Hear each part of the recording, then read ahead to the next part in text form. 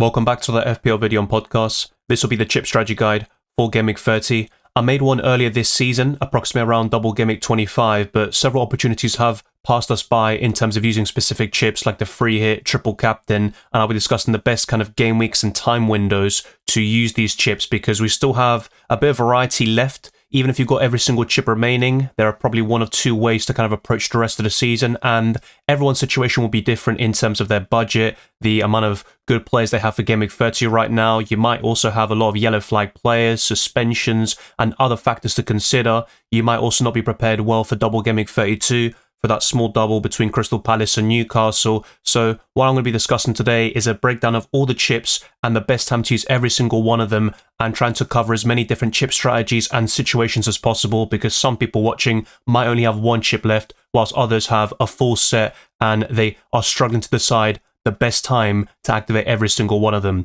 Like this video, subscribe to the channel, and also hit that notification bell so you don't miss a single upload or live stream for both FPL and UCL Fantasy. There is a lot of content headed your way, and in the next few weeks, the Champions League will return with a best limitless and wildcard squad, my own team selection, and deadline streams for UCL Fantasy. The same goes for FPL. There will be one next Tuesday as we return from that international break, which has gone on for so long. But without further ado, let's jump straight into it.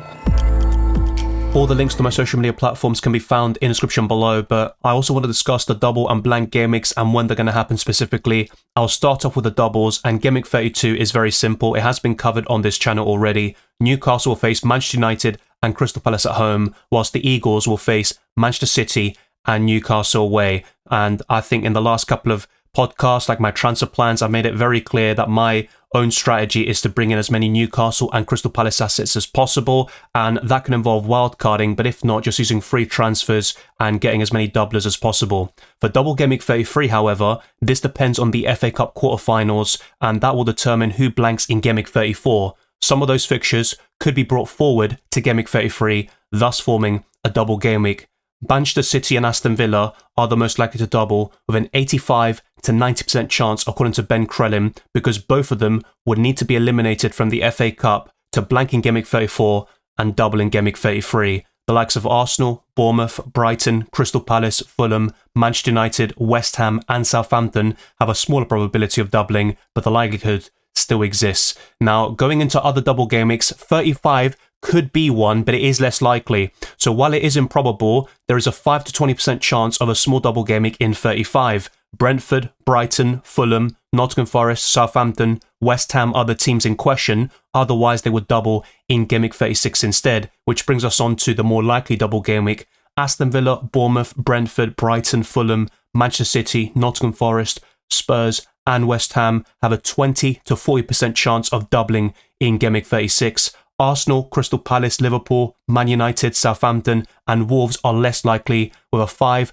to 20% probability. Now, if Spurs reach the Europa League semi-final and Aston Villa advance to the FA Cup final, both will double in Gameweek 36, because it seems like the logical choice in terms of putting that fixture between them into Gameweek 36 if those scenarios happen in the other cup competitions. But let's also discuss the blank game weeks before I show you a Ben Crellin kind of spreadsheet there to make it very simple for you. You can visualize all the doubles and blanks and probabilities as things stand, but they are provisional and things could certainly change over the next couple of weeks. So for blank Gameweek 34, the teams that reach the FA Cup semi-finals will blank in Gameweek 34 due to a clash in the schedule, which has been referenced beforehand.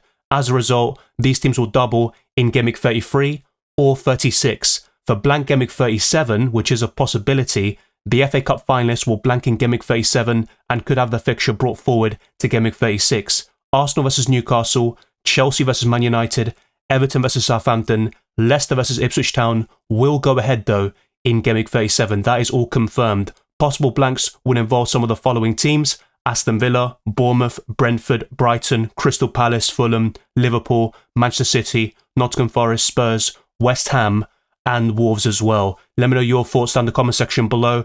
As I've covered before, the FA Cup draw is here on screen. So we've got Fulham versus Crystal Palace, Preston North End against Aston Villa, Bournemouth versus Man City and Brighton versus Nottingham Forest. Those results will happen this weekend and we'll have a clearer picture of Blank Gameweek 34 and Double Gameweek 33 as a result, but in terms of confirmation of doubles in Gameweek 33, that will unlikely take place before the Gameweek 30 deadline, so we'll probably get confirmation of that around Gameweek 31. That's how things look like at the moment, but things change so quickly in the FPL landscape. And as covered already with this kind of graph showing the different permutations of the FA Cup quarterfinals, this is courtesy of Fantasy Football Scout, and Arsenal versus Crystal Palace will be a postponement if Crystal Palace beat Fulham in the FA Cup quarterfinals. For Bournemouth versus Man United, if Bournemouth beat Man City in the FA Cup quarterfinals, then both Bournemouth and Man United will blank. In the case of Brighton versus West Ham, which is currently penciled in for Gameweek 34, if Brighton beat Nottingham Forest in the FA Cup quarterfinals,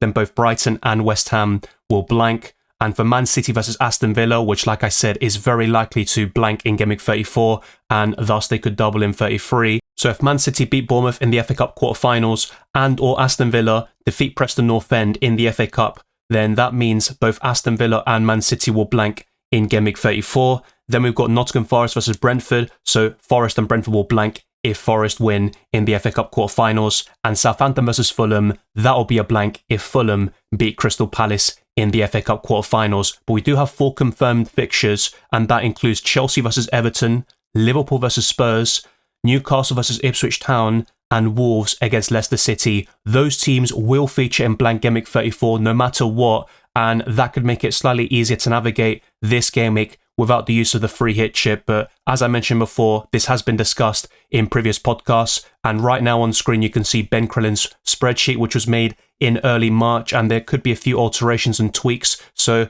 definitely check out the page and see the updated versions and seeing how things will change. But this gives you a nice visualization of all the doubles and blanks and what I've just covered in the previous slides. But let's now move on to the chips themselves, starting off with the triple captain. So the triple captain chip triples your captain's points rather than doubling them. For example, if Mohamed Salah scores 16 points, he would earn 32 points as your captain, but with the triple captain enabled, that will mean 48 points from your score. You can only use it once per season, and it only lasts for 1 game week. Just like the bench boost, it is reversible and can be cancelled at any point before the deadline. If your triple captain doesn't feature in a game week, your vice captain will have their points tripled instead. So now moving on to other points about this chip.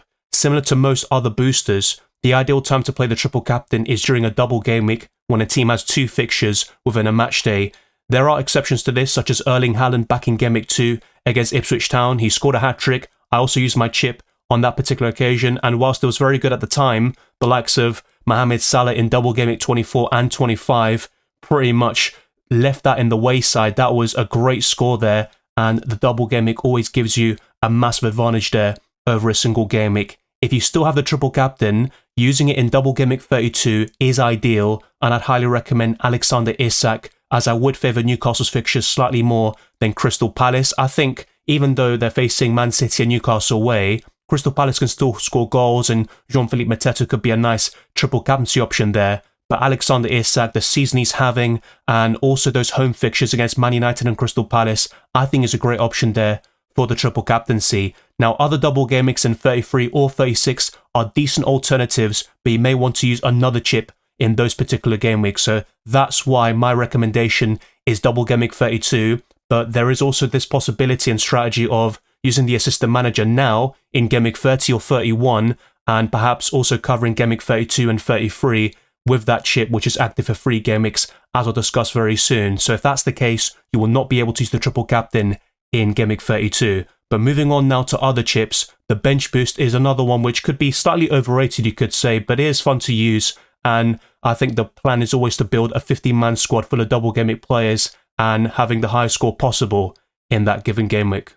However, if you're not wildcarding just before the bench boost, it might be difficult to achieve that, and ultimately you don't need to have 15 players who double in your squad. You could have even fewer, and you have to also bear in mind your team structure for the rest of the season, and you don't want to have a situation where you don't have as much money in your starting 11 as you'd want to. That's why the bench boost can be a hindrance, but the way the chip works is that playing the bench boost means the points scored from your bench players are included in your overall game week score. It can only be played once during a season, and it's only active for 1 game week. Most FPL managers aim to use this chip during a double, with a potential to have a full 15-man squad with 2 fixtures within the same match day. You may avoid a team selection headache for a particular game week with the bench boost chip.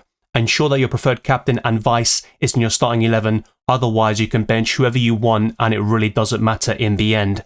Now this chip can be cancelled at any point before the deadline. A popular combination over the years has been the wildcard with the bench boost. Based on the fixture schedule this season, Gameweek 33 or 36 is the optimal time to activate this chip, and in isolation it does seem like double Gameweek 33 will be the bigger double, and that's where you'd ideally play the bench boost and get out of the way as soon as possible. It can still work in a single game week, but there are many variables such as rotation, injuries and suspensions. Ideally, you would use the bench boost in the biggest double game week of the season, and that's why I think Game Week 33 might be the best time definitively to use that chip. As for the free hit, this allows FPL managers to make unlimited changes to their team without points hits for one game week only. All the players you own before activating the free hit will return to your squad in the following game week. If you have activated the free hit in blank Game Week 29, then going into Game Week 30, your team will revert back to how it was in Game Week 28. So that is how things will work, and you can't make transfers, then free hit, and have those transfers go through. That's a commonly asked question for both FPL and UCL Fantasy in the case of the Limitless there. But once you play the free hit, you cannot cancel it, and unlike the wildcard, which can be used twice per season, there is only one free hit. Now, other factors to consider include a blank is caused by the rearrangement of fixtures due to other cup competitions. Just for those that aren't aware what a blank game week is, instead of removing some of the best FPL assets to field a starting 11 during a blank game week, you can free hit these players out. Using the chip in blank Game Week 34 would enable you to build the best 11, while other FPL managers might struggle to field a full starting 11 and just decent numbers in general. A more aggressive approach involves activating the chip during a double game week. My recommendation is either double Game Week 33 or blank Game Week 34, and that also depends on which other chips you have left and when you're planning to use them, your own team situations. Like I said, chip strategies are heavily team dependent, so that is going to be very important. If, let's say, for example, you've only got the free hit left, then I think double Game Week 33 would be very ideal actually to use that chip. And then for Game Week 34, you can use free transfers if you've got enough already, and that can help you navigate blank Game Week 34 whilst not having too much money on your bench, for example, and having a balanced squad for the rest of the season. But now let's talk about the remaining chips here, including the wildcard, which used to be the most powerful chip by some distance, and now it's rivaled by the assistant manager chip, and there is a debate about what is the most powerful booster in FPL. But the wildcard allows you to make unlimited changes to your team. Unlike the free hit, these modifications are permanent and last longer than one game week. Without the wildcard, you are limited to free transfers. Any additional moves would incur a -4 hit each time. Once you activate the wildcard and confirm some transfers, you can't cancel it, and transfers no longer reset after you activate the wildcard this season. If you have 4 free transfers, you'll keep the 4 free transfers for the following game week, so that is obviously a big plus point there. A tried and tested strategy is using the second wildcard towards the end of the campaign. It can help you navigate blank and double game week seamlessly, or allow you to dead end your team. For example, those that did it around game week 29 and now going into game week 30. Now, one popular approach will be using the wildcard around game week 30 to 31.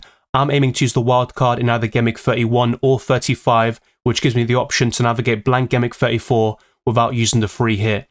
Ultimately, the best time to use the wildcard is team dependent, and I have to stress this more with this chip than any other, because I think there are a lot of different kind of permutations and factors that come into play when deciding when to wildcard. So with the other chips, I think you can kind of hone in on specific game weeks more specifically, but with a wildcard, it could be completely different. For some people watching, it actually might be best to wildcard in 33 or 34, for example, especially if the wildcard is your only remaining chip. But I think for most people, game week 30, 31 and 35, those are the 3 game weeks I'd really hone in on in terms of using the chip. And let's say, for example, in my squad, I'm quite happy to go through Game Week 30 without wildcarding just yet. But if I have too many yellow flags, injuries, suspensions and stuff like that, the wildcard could bail me out from that specific situation. But finally, let's talk about the assistant manager, which was introduced this season, and it is fairly complicated for new players. But the assistant manager chip is all about the chosen team's performance. If your manager gets sent off or leaves the club, it won't affect your FPL points. All Premier League coaches cost between 0.5 million and 1.5 million. There are no price changes from now until the end of the season. This chip doesn't replace a player. You need money in the bank to add the assistant manager to your team. Once activated, the assistant manager will last 3 game weeks and you cannot use any other chips during that specific time frame. So if you activate the assistant manager now for game weeks 30, 31 and 32, you can't use any other chips. You get your money back to invest in your 15-man squad after the 3 game weeks have concluded. So if you go for Arne's slot, he costs 1.5 million. You will get that money by the end of the 3 game week period when your assistant manager is no longer active. Other key points to consider with this chip include the fact you can't captain an assistant manager, and it is irreversible once confirmed and can only be used once per season. Although your first selection won't use up any transfers, subsequent changes will. 3 players per team also extends to the assistant manager. You can't have Trent, Salah, Gakpo and Arne slot at the same time. You can only have 3 of them, which includes the assistant manager. If your chosen coach faces a club ranked at least 5 places higher in the Premier League table, you get extra points for a win or a draw. Now let's say if your manager qualifies for the tail bonus at the start of the game week, they will remain eligible throughout the entirety of that specific game week in question. But let's also discuss the point system in more detail. So a win for your chosen manager gives you 6 points, a draw gives you 3, no points are awarded for a loss, and for each goal scored you gain 1 point, a clean sheet provides 2, and here with the tail bonus, which makes it so overpowered and very useful. For a win, let's say, for example, Oliver Glasner gets a win over Arsenal later this season. So not only do you get the 6 points for a win, you also get 10 additional points for the table bonus win. So that means 16 points for a win, and then whatever you get for the goal scored, and if there's a clean sheet involved. A draw will still give you 5 additional points as well. So it goes to show how important it is. That means a manager who is eligible for table bonus will get 3 points for a draw and then 5 additional points there. So 8 points just for a draw. It goes to show how important it is. We saw that in action earlier this season for David Moyes in Double Gameweek 24 against Liverpool in the final Merseyside derby at Goodison Park. But in terms of the best time to use the assistant manager, I would recommend Game Week 31, so you can cover Double Game Week 32 and 33 potentially. But remember, if that's the case, you can't use any other chip for Double Game Week 33, which includes the free hit, bench boost, triple captain, etc. So bear that in mind. But in isolation, without thinking about other chips,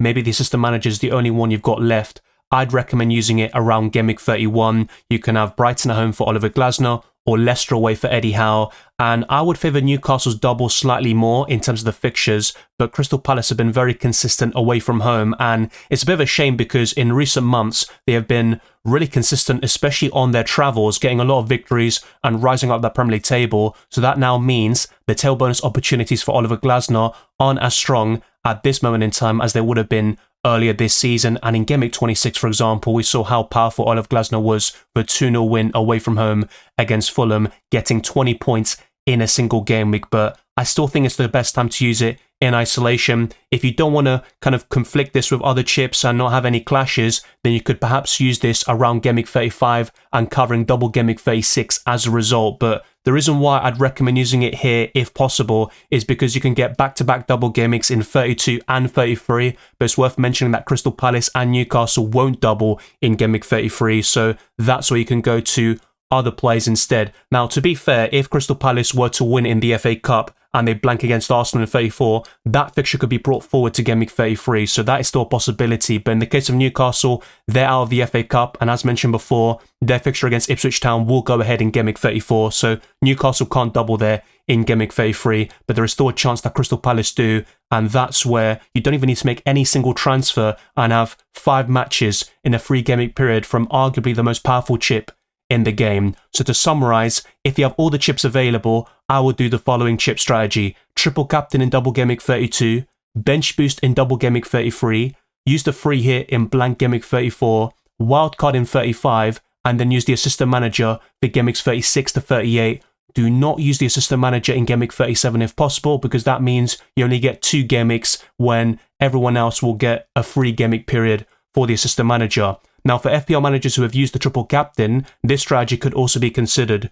Using the assistant manager now in game week 30 to 32 on Oliver Glasner away to Southampton, for example, using the free hit in double game week 33, wildcarding in 35 to set up the bench boost in double game week 36. So there are different ways of playing this, but as covered throughout this video with the different chips, I've broken down the way every single one of them works and the best kind of windows to use every single one of them, which also kind of goes against what I'm showing you on screen. It gives you different ideas and platforms, and I think hopefully after watching this video and listen to this podcast, you'll have a good understanding of all the double and blank gimmicks that are yet to come. Of course, we don't have the full picture just yet, and the FA Cup quarterfinals could really be helpful in that particular regard, but I think it'll give you the ideas necessary, and you might think, you know what, this has clicked for me. I can now use these chips in these specific game weeks, and you've got everything set for the rest of the season.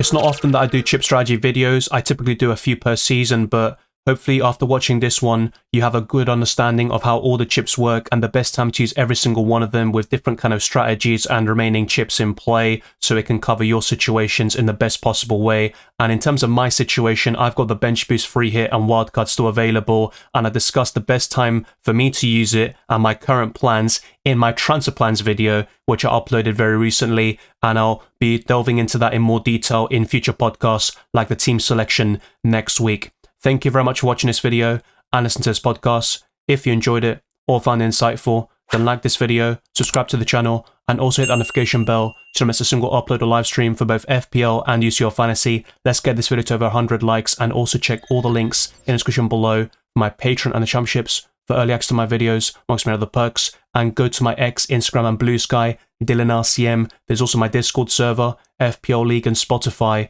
for you to find there as well. I wish you all the best of luck for Gameweek 30, and I'll see you next Tuesday for that deadline stream.